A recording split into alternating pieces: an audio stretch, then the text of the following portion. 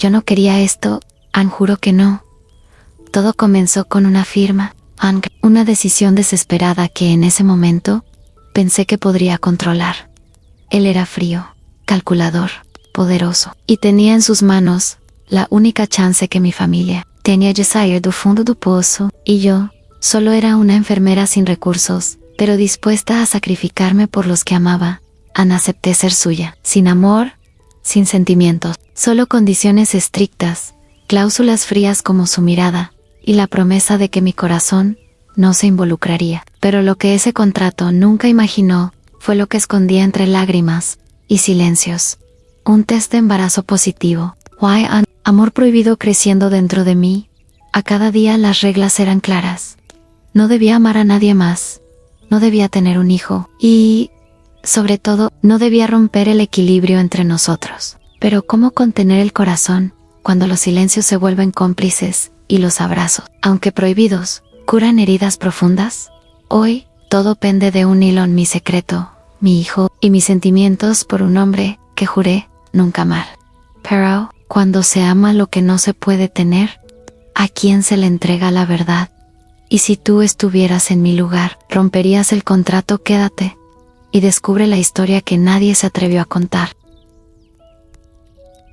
Todo comenzó en una oficina de mármol blanco y sillas demasiado elegantes para alguien como yo. Mateus Santoro, el heredero del Imperio Santoro, estaba sentado frente a mí, observándome como si ya supiera que diría que sí.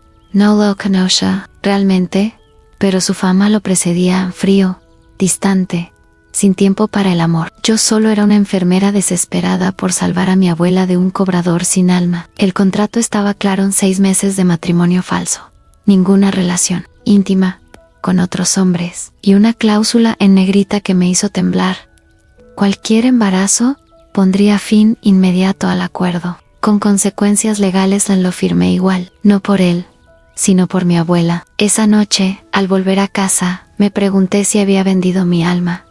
Nos mudamos a la mansión. Todo era demasiado perfecto, demasiado silencioso. Él cumplía su parte a mí, daba estabilidad, respeto y distancia. Y yo fingía bien. Me repetía que solo era un papel, una actuación de 6 meses. Pero algo dentro de mí empezó a cambiar.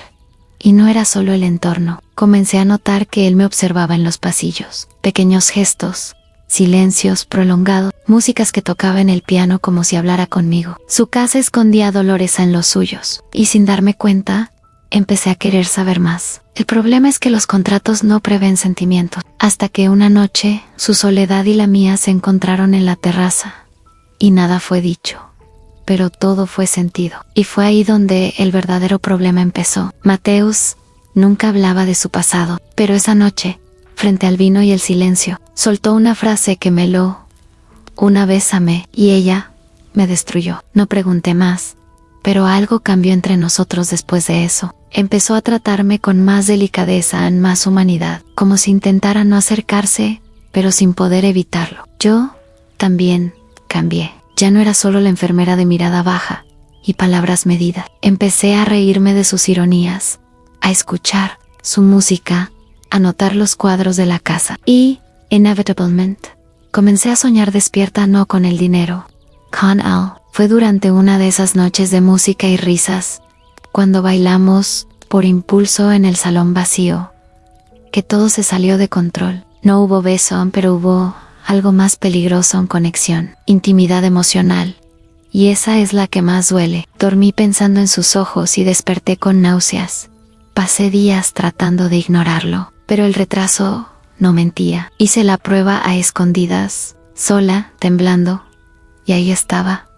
2 líneas, en una vida. Desde ese momento, cada paso se convirtió en una decisión: contarle o no, quedarme o huir. Y sobre todo, ¿qué haría él cuando supiera que rompí la cláusula más importante? Escondí la prueba en el fondo de un cajón, como si eso pudiera hacer desaparecer la realidad. En cada mirada, sentía que él podía notar algo. Pero Mateus estaba más ocupado que nunca, enfrentando a su padre enfermo y las presiones de la empresa. Eso me daba tiempo. Pero también me alejaba de él Ann volvía a cuidar de mi abuela en secreto. Matías pensaba que solo descansaba. Cada día, mi cuerpo cambiaba y mi mente enloquecía. No podía contarle a Ann y al mismo tiempo, ya no podía fingir por mucho más. Un contrato es solo papel, pero la vida que crecía dentro de mí era demasiado real. Él empezó a sospechar. Un día me preguntó por qué estaba tan pálida. Mentían otra vez. Dije que era solo estrés, y él solo asintió, como si también guardara sus propias mentiras. La casa volvió a quedarse en silencio, pero no era el mismo silencio, lleno de tensión, de miedo, de deseo reprimido. Una noche, soñé con un niño de ojos azules. Me desperté llorando perdida entre dos mundos, el del contrato y el de la esperanza, el del deber y el del amor que comenzaba a crecer, a pesar de todo. Aunque él no lo supiera, ese bebé ya me estaba enseñando a amar. De verdad, Ann necesitaba un plan, pero ¿cómo se escapa de un contrato que te ata y de un hombre que sin querer ya ha robado tu corazón? El día que me besó, no estaba en los términos del contrato, pero fue el comienzo del fin de la farsa. Estábamos en la biblioteca, hablando de libros antiguos. Un comentario, una risa, un silencio. Y entonces se acercó. No hubo resistencia. Nuestros cuerpos ya sabían lo que nuestras palabras negaban hacía mucho. Ese beso lo cambió todo. Después de eso, Matías empezó a estar más presente, más cariñoso, más humano. Y yo solo tenía más miedo, porque cuanto más me quería cerca, más doloroso sería perderlo cuando la verdad saliera a la luz. Un día apareció con flores. Dijo que no sabía qué estaba pasando, pero que se sentía vivo a mi lado. Sonreí, pero por dentro, el pánico me devoraba. ¿Cómo decirle que estaba embarazada?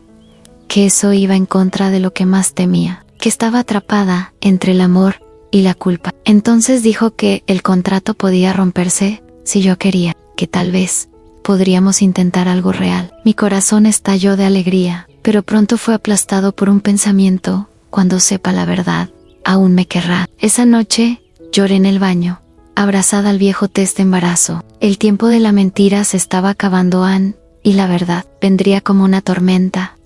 No fui yo quien lo contó.